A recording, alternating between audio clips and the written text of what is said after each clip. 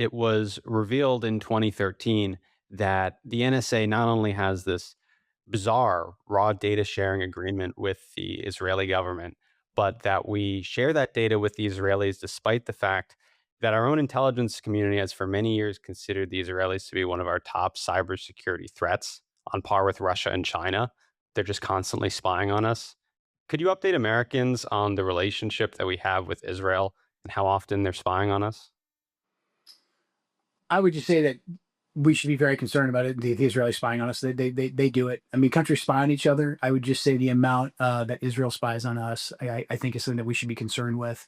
Also, like our information sharing with the Israelis, I think is it helps us in some ways because the Israelis do have a very competent intelligence service and they can fill in gaps that we don't have. They have good access in the Middle East. Obviously, they're very good. They're a very competent intelligence service.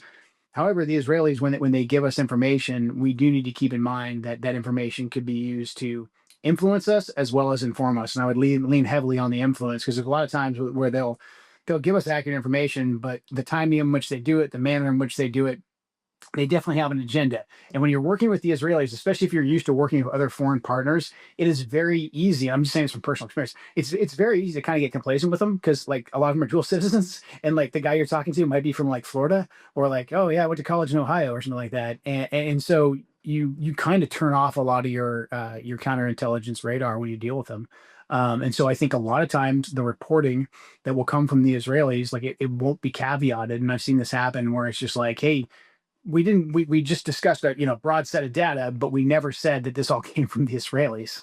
I've seen that happen before. So the espionage angle is a concern, but what I would say is that even a bigger concern is just like our level of comfort with the Israelis and discounting the fact that like because we both broadly think that like terrorism is bad, that we always have the same strategic agenda. We're seeing right now with what's taking place in Iran that we don't have the same strategic agenda. We might have some tactical means, like neither one of us want ballistic missiles pointed at our people. Like okay, great. Beyond that, though, we've got very different agendas, and we have to keep that in mind.